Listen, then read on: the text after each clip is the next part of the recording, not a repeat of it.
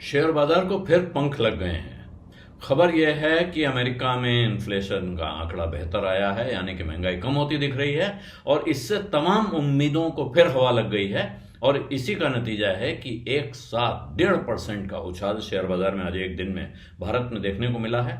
Sensex 1440 point चढ़ के बंद हुआ है और निफ्टी बढ़ा है 425 पॉइंट। और इसके साथ जो बड़ा आंकड़ा, बिग नंबर बोलते हैं, 7 लाख करोड़ रुपए एक दिन में इन्वेस्टर वेल्थ में इजाफा हो गया है। कारण बिल्कुल साफ आपको मैंने बता दिया। अमेरिका में जो महंगाई का आंकड़ा आया है वो कम आया है, उम्मीद की जा रही है 2% पे आया है। और अब उम्मीद की जा रही है कि जो एनुअलाइज्ड इन्फ्लेशन यानी साल भर का इन्फ्लेशन का एवरेज है वो भी गिर के नीचे आ गया है। इससे ये उम्मीद तेज हो गई है, जबरदस्त तरीके से बढ़ गई है कि फेड रिजर्व अब जो रिजर्व अपने रेट कट करने जा रहा है वहां 0.25% की कटौती होगी। ये कल तक जो पोल और सर्वे हो रहे थे उसमें 66% लोग मान रहे थे कि 0.25% का कट हो सकता है। आज वो आंकड़ा 85% हो गया, जबरदस्त उछाल। दूसरी तरफ सिर्फ 15% लोग हैं जिनको लगता है कि आधा परसेंट की कटौती हो सकती है। आधा परसेंट की कटौती की संभावना कम होने की वजह भी यही है कि आंकड़ा अच्छा आया है। इसका मतलब फेड रिजर्व को अपनी तरफ से बहुत जोर लगाने की अब महंगाई के मोर्चे पे जरूरत नहीं रह गई है। और इसलिए वो जो 0.25% एक तरह का, अब वो कह सकते हैं कंसेंसस, यानी ज्यादातर लोग एकमत हैं इस पर, वहां पहुंच के वो रुक सकता है। और उसकी वजह से क्या होगा? उसकी वजह से बाकी दुनिया के बाजारों में जो रेट कट के बाद होता है कि दुनिया के बाजारों में इनफ्लो बढ़ता है, शेयर मार्केट में पैसा आता है, भारत जैसे बाजारों में पैसा आता है। तो यहां भारत के बाजार में खास तौर पे, और आज उत्साह जो देखें तो आईटी कंपनीज में जबरदस्त उछाल आया है। 1.6% का उछाल आईटी में है। इसी के साथ Nifty bank, auto, financial services, FMCG, metal, health care, consumer durable, oil and gas, सब में 1 से 3% का उछाल देखने को मिला है।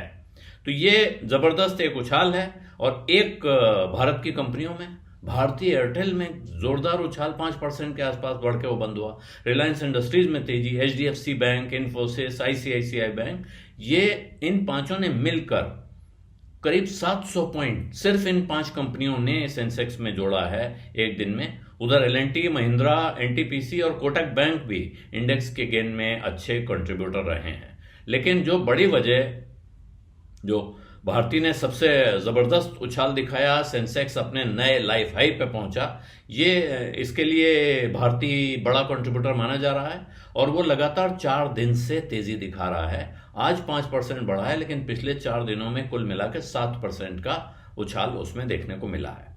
रेट कट की संभावना, जैसे मैंने बताया, वहां अब इस जगह पे पहुंचे हैं कि 0.25% की कटौती हो सकती है।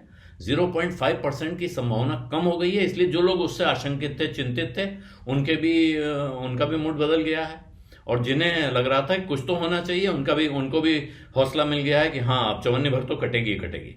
दूसरी तरफ कच्चे तेल का दाम $72 से नीचे ब्रेंट क्रूड का आना, ये अपने आप में एक उत्साह बढ़ाने वाली खबर है। कुल मिला के इससे बिजनेस के सेंटिमेंट बेहतर होते हुए दिख रहे हैं। और खास तौर पे भारत के लिए अच्छी खबर है, क्योंकि इससे भारत का जो फॉरेन एक्सचेंज रिजर्व है उस पर जो दबाव पड़ता रहा इस कच्चे तेल की खरीद के चक्कर में, वो कम होता जा रहा है। और इससे यहाँ महंगाई का दबाव कम होगा। कॉरपोरेट मार्जिन्स यानी कंपनियों के मुनाफे में बेहतरी हो सकती है, क्योंकि उनका बहुत से कंपनियों का कच्चा माल पेट्रोलियम से आता है, क्रूड से आता है, तो उनको परेशानी होती थी। तो ये सारे फैक्टर हैं जिन्होंने आज बाजार को तेज करने में भूमिका निभाई है। इससे माहौल सुधरा है। और एक संभावना यह भी दिखती है कि अब विदेशी पैसा और आएगा बाजार में। पिछले दिनों अप्रैल मई में विदेशी पैसा भारत से गया, 34,252 करोड़ रुपए इन्होंने अप्रैल और मई में निकाला।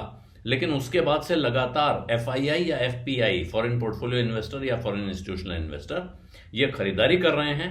और इन्होंने इस वक्त सितंबर के महीने में आज की तारीख तक 17,016 करोड़ रुपया बाजार में डाला हुआ है, कल तक मान लीजिए।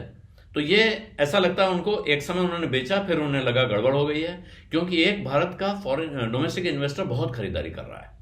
तो अब कोई भी दूसरा प्रेशर में आ रहा है कि कहीं ऐसा तो नहीं गलत कर दिया मैंने बेच के, इसलिए वो लौट के आ रहे हैं। और एक संभावना इसके साथ बढ़ती है कि भारत में अब सब हालात ऐसे हैं कि भारत में भी रेट कट के लिए पूरा एक तरह से जमीन तैयार दिखाई पड़ रही है।